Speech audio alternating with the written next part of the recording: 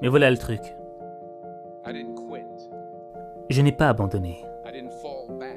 Je n'ai pas reculé. Je suis sorti de là pour préparer la prochaine audition. Et l'audition d'à côté, l'audition d'à côté. J'ai prié. J'ai prié et j'ai prié. Mais j'ai continué à échouer et à échouer et à échouer. Mais cela n'avait pas d'importance, parce que vous savez quoi? Dans cette vidéo, Denzel Washington va te présenter les 3 principes pour réussir ta vie. Et ensuite, je te présenterai une vidéo d'un enfant qui mettra tout le monde d'accord. J'ai découvert que rien dans la vie ne vaut la peine si on ne prend pas de risques. Rien. Nelson Mandela a dit « Vous ne trouverez pas de passion en jouant les petits. Pour vous contenter d'une vie qui est inférieure à celle que vous êtes capable de vivre. » Maintenant, je suis sûr que dans vos expériences à l'école, dans vos candidatures à l'université, dans le choix de votre matière principale, de ce que vous avez décidé de faire dans la vie, je suis sûr qu'il y a des gens qui vous ont dit de vous assurer d'avoir quelque chose sur quoi vous appuyer, de vous assurer d'avoir un plan B. Mais je n'ai jamais compris ce concept. Avoir quelque chose sur quoi se rabattre. Si je dois tomber, je ne veux pas me rabattre sur autre chose que ma foi. Je veux tomber en avant. Je me suis dit qu'au moins de cette façon, je verrai ce que je vais frapper. Tomber en avant, c'est ce que je veux dire. Reggie Jackson a frappé 2600 fois dans sa carrière, le plus grand nombre de l'histoire du baseball. Mais on n'entend pas parler des frappes, les gens se souviennent uniquement des home runs. Tomber en avant. Thomas Edison a mené 1000 expériences ratées. Le saviez-vous? Je ne le savais pas. Parce que la 1001e était l'ampoule. Tomber en avant. Chaque expérience ratée est un pas de plus vers la réussite. Vous devez prendre des risques, et je suis sûr que vous avez déjà entendu cela. Mais je veux vous parler de la raison pour laquelle c'est si important. J'ai 3 raisons, et ensuite, vous pourrez prendre vos iPhones. D'abord, vous allez échouer à un moment donné de votre vie. Acceptez-le. Vous perdrez. Vous vous mettrez dans l'embarras.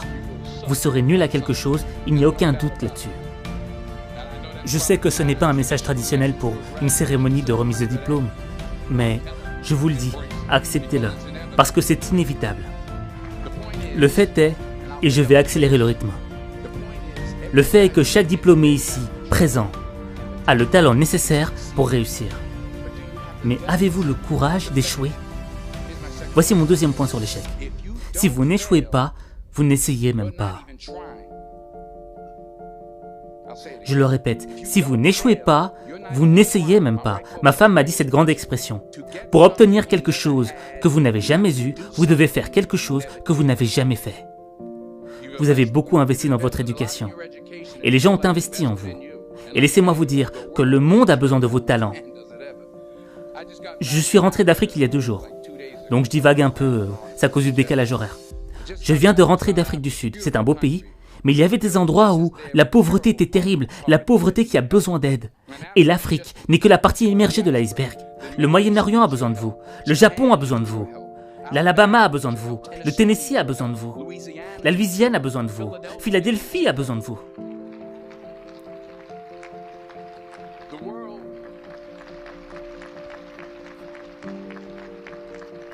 Le monde a besoin de beaucoup et nous avons besoin de vous. Nous avons vraiment besoin de vous, les jeunes. Je veux dire que je ne parle pas pour tout le monde ici, moi je suis vieux, un peu grisonnant.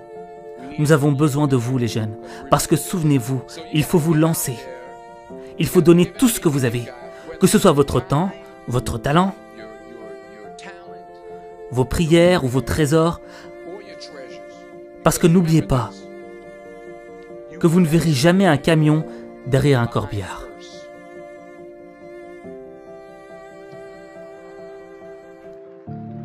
Je le répète, vous ne verrez jamais un camion derrière un corbillard.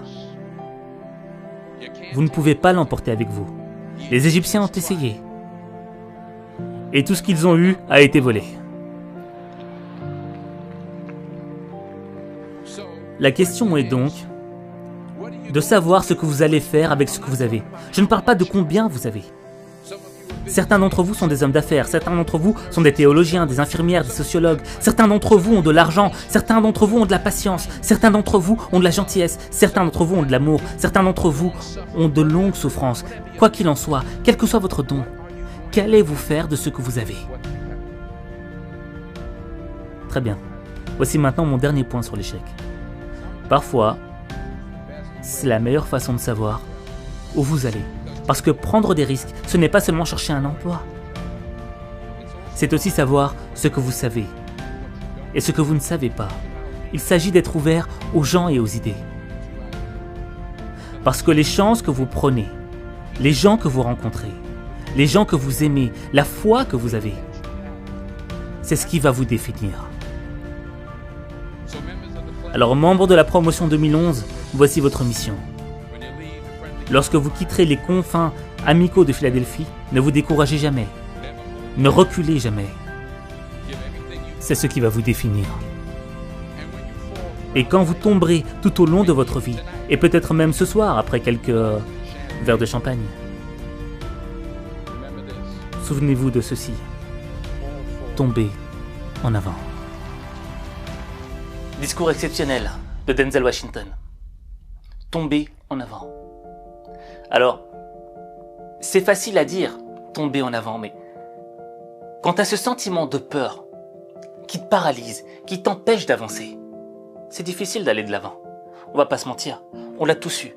Moi, le premier, je suis peut-être l'un des gars qui a eu le plus peur dans ma vie. Le plus peur de faire plein de choses. Et ce qui est bizarre, c'est que tu as l'opportunité qui est devant toi, elle se présente devant toi. Mais tu as peur d'y aller. Et pourquoi tu as peur? Parce que tu penses aux conséquences. Tu dis, ouais, mais si j'échoue, il va se passer ça. Si je rate, il va se passer ceci, cela. Et au fait, tu commences à amplifier les conséquences dans ton esprit. Et tu dis que si je vais vers cette opportunité, je risque d'y perdre gros. Mais le problème, c'est que la peur de perdre devient plus grande que l'envie de gagner. Et quand tu es dans cette situation-là, t'avances pas.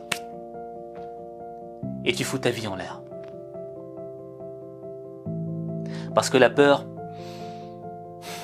elle te paralyse, elle te pousse à reculer. Et après, quelques temps plus tard, tu y repenses et tu te dis, mais en fait, ça valait pas le coup. J'aurais dû essayer. Qu'est-ce que je perdais à essayer? Le problème, c'est quoi? C'est que lorsqu'on a peur, on s'oublie. On oublie qui on est vraiment. On oublie quelle est notre fonction sur cette planète. Et je t'ai parlé de la vidéo d'un enfant qui mettrait tout le monde d'accord, en introduction de la vidéo. Et je veux que tu la regardes avec moi et que tu l'analyses, maintenant.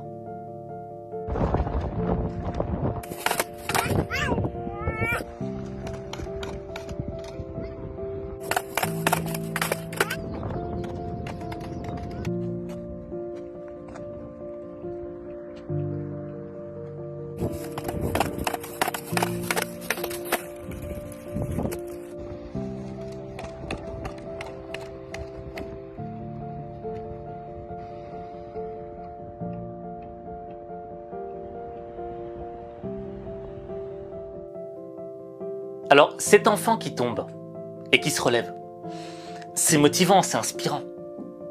Mais le petit, il se fait mal quand il tombe. Mais il se relève quand même. Il reprend son petit skateboard et tu le vois remarcher et retomber et réessayer encore. Je veux dire, c'est grave mignon, ce petit enfant. On a envie de lui dire, continue et réessaye. Si on était autour de lui, on dirait, bravo, tu l'as fait et on croyait en toi. Et cet enfant, c'est toi. Oui, cet enfant, c'est toi. En toi sommeille cet enfant. Parce qu'on a tous été enfants. Et lorsqu'on était gosses, on se moquait d'échouer. On se moquait de ce que les gens allaient penser de nous. Tout ce qu'on voulait, c'était apprendre, vivre. Il n'y avait pas de limite. Mais au fur et à mesure du temps, au fur et à mesure des années, on nous a imposé des limites. Et on a accepté ces limites.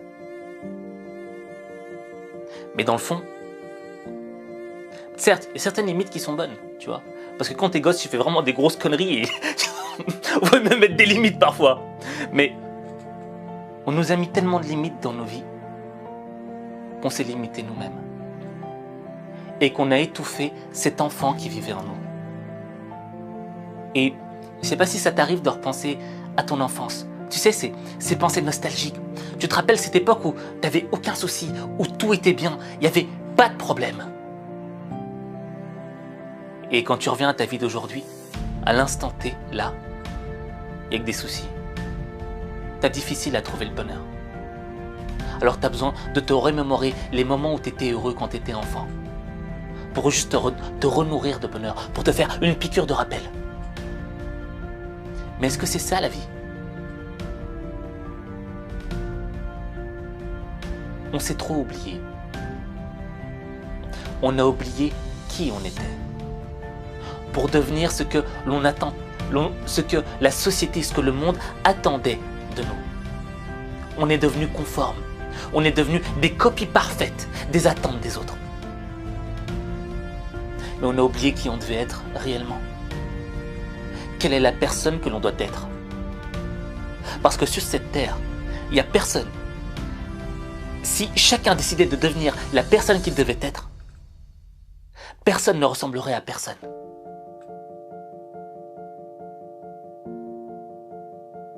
Mais parce qu'on a peur. Parce qu'on a peur du risque. Comme le disait Denzel Washington, le risque. Parce qu'on a peur du risque. On a peur de devenir qui on doit être. Et toute l'idée, c'est de se libérer de cette peur. Mais comment est-ce qu'on se libère de cette peur? Je pense qu'il y a différents outils pour se libérer de la peur. Mais il y en a un qui est important. C'est devenir la personne qu'on doit être. Savoir déjà qui on est. Qui suis-je? Parce que la personne que tu es aujourd'hui, elle est remplie de vérités. Mais de deux types de vérités. Des vérités qui sont dévoilées, des vérités que tu connais sur toi. Et il y a des vérités cachées. Des choses qui existent en toi, mais dont tu ne prends pas conscience de l'existence. Et pourtant ça existe. Et ça ne demande qu'à être dévoilé. Toutes ces vérités cachées qui sont accumulées en toi ne demandent qu'à être dévoilées. Parce que lorsque tu dévoiles ces vérités qui sont cachées, elles te permettent de devenir la personne que tu dois être. Et c'est ça le sens de la vie. Devenir cette personne que tu dois être. Parce que cette personne que tu dois être, c'est la plus belle personne que tu seras. Dans le fond, c'est devenir la personne que tu dois être, c'est toujours avoir cet enfant qui est vivant en toi. Et lui dire, essaye, vas-y, tombe, mais c'est pas grave, recommence. Et moi, c'est un truc qui m'a toujours... tu vois, c'est un truc qui m'a toujours marqué dans ma vie. Parce que je me suis toujours senti dans des endroits où je me disais, mais... Des moments de ma vie où je me disais, ouais, mais c'est pas toi ça. Aziz, ça c'est pas toi. Tu vaux mieux que ça. Et j'ai vu des gens autour de moi ne pas exploiter leur potentiel. Ne pas devenir les personnes qu'ils devaient être. Parce qu'ils sont juste tout simplement... Ils ne sont pas écoutés eux-mêmes, tout simplement. Est-ce que toi tu t'écoutes toi-même? La plupart du temps, quand on s'écoute soi-même, on ne veut pas s'écouter. Parce qu'on a que des reproches à se faire. T'as pas fait ci, t'es pas bon là-dedans, t'es pas... Non, mais je devrais être meilleur là-dedans, etc. Alors, on n'a plus envie de s'écouter, on écoute les autres. Mais pour évoluer, il faut apprendre à s'écouter. Et à se pardonner, à être bon avec soi-même. Pour se découvrir qui on est réellement à l'intérieur. Et parce que j'ai vu trop de gens partir, parce que j'ai vu trop de gens mourir, parce que je vois des gens qui ont un talent, qui ont un putain de potentiel, qui ne le développent pas, parce qu'ils ont peur de se découvrir eux-mêmes. Les gens ont peur de se découvrir. Moi-même, parfois, j'ai eu peur de me découvrir parfois.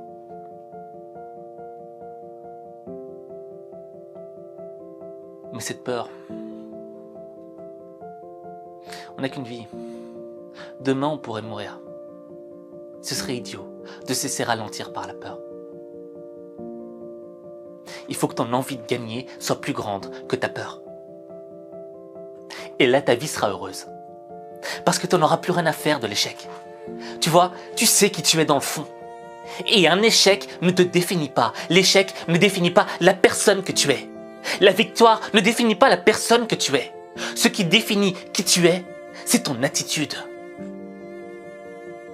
Et lorsque tu seras capable de t'écouter et de te définir en fonction de toi-même et pas en fonction de ce que les autres pensent de toi, là tu pourras goûter au bonheur. Tu n'auras plus besoin de te remémorer la nostalgie de ton enfance. Parce qu'aujourd'hui, tu feras ce que tu veux faire. Tu seras libéré de ce que l'on pense de toi. Tu seras libéré de la peur de ce que l'on va dire de toi. Tu seras libéré de tes peurs. Et tu vivras chaque instant de bonheur. Le bonheur, tu le ressentiras à l'instant même. C'est pour ça que j'ai fait cette formation H5 Coaching. C'est une formation qui te permet de enfin te recentrer sur toi, d'apprendre à t'écouter, de te libérer. De te libérer de tous ces freins qui t'empêchent d'aller vers la personne que tu dois être. Et t'as rien à perdre. Si tu veux changer ta vie, c'est un outil qui peut t'aider à transformer ta vie. Je dis pas changer, transformer ta vie. L'objectif, c'est pas de changer, c'est de se transformer, parce qu'on va passer par un processus. Tout comme la chenille se transforme en papillon. La chenille ne change pas de... La chenille, elle ne subit pas juste un changement. Tu vois, elle ne change pas en papillon, elle se transforme en papillon. Et l'état de transformation, c'est quoi? C'est la chrysalide. Et c'est ça qu'on va faire avec H5 Coaching. Tu vois? Et tu peux changer ta vie. Et H5 Coaching, c'est un outil qui va t'aider à changer ta vie. C'est une arme, c'est une épée qui va t'aider à aller à la guerre. Mais changer ta vie, transformer ta vie, il n'y a que toi qui peux le faire. Il n'y a que toi.